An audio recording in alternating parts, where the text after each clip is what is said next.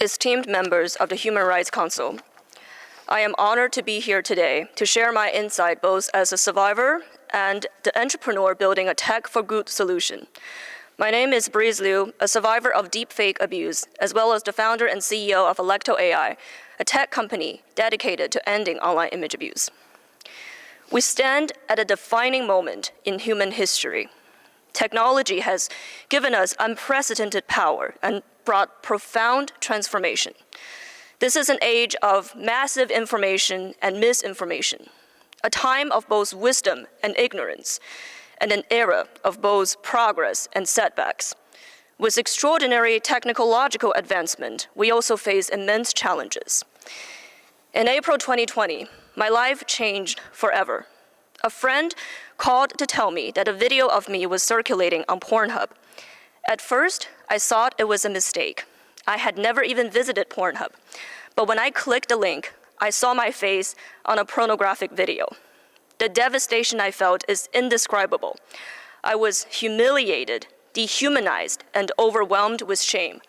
The sense of violation was unbearable. I couldn't take it anymore. So I went to the rooftop of my building and attempted to end my life. On that rooftop, my entire life flashed before me. And in that moment of despair, it was my great-grandmother's story that gave me the strength to carry on. My great-grandmother was born in 1908, during the last years of the Qing dynasty in China. Her life was shaped by the norms and customs of a society that systemically devalued women. She never learned how to read or write, never left her hometown, and like many women of her time, was expected to live in silence. But she was the most resilient and incredible human being I have ever known. As a child, she endured the brutal practice of footbinding, a custom designed to physically and socially restrict women. The process was excruciating, and the consequences were lifelong disabilities. Footbinding wasn't just about physical pain.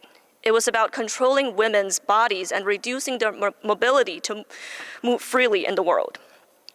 My great-grandmother also survived smallpox, which left her face permanently disfigured.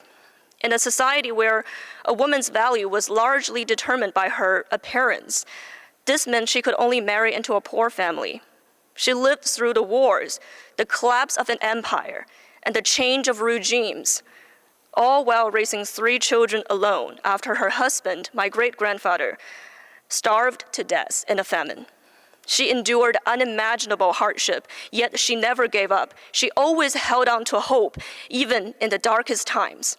My great-grandmother passed away in 1999, just before the dawn of a new millennium, a century of transformation that she survived against all odds. Because of her strength and perseverance, 117 years after she was born, I stand before you today, educated, free, and able to tell my story. Yet, as much as the world has changed in the last century, some things remain all too familiar.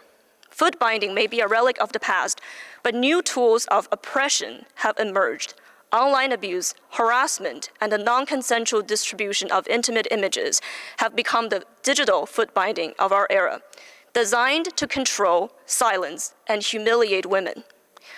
When I sought help, the system failed me. I was victim-blamed and slut-shamed by law enforcement, while my perpetrator faced 0 consequences. As more videos of me spread to hundreds of malicious websites, I nearly lost everything: my dignity, my reputation, and I almost lost my life. Then I realized something. Unless I changed the system, unless I changed the world, justice wouldn't even be an option for me.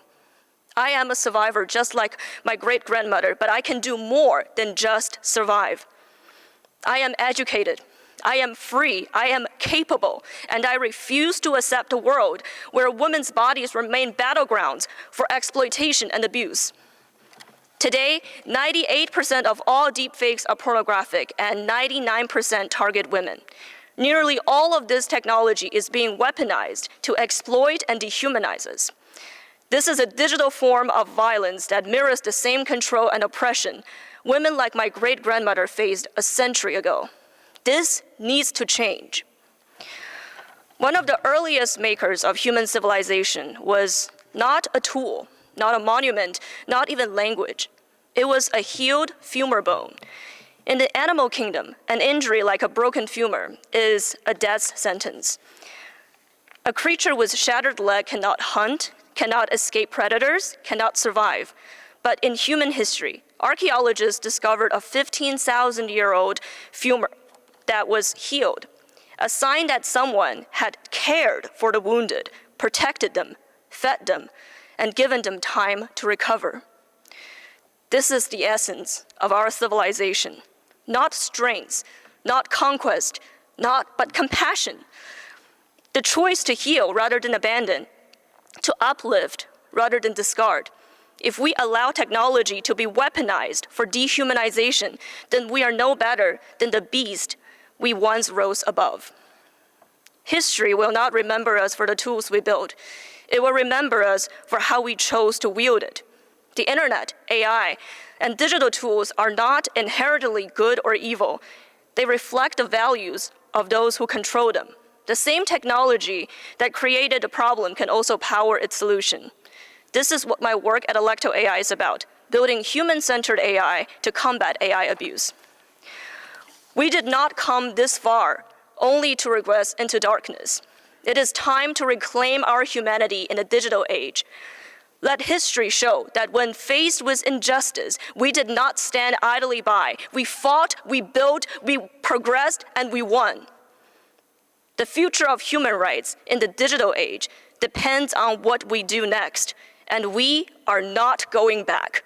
We are marching forward. Thank you.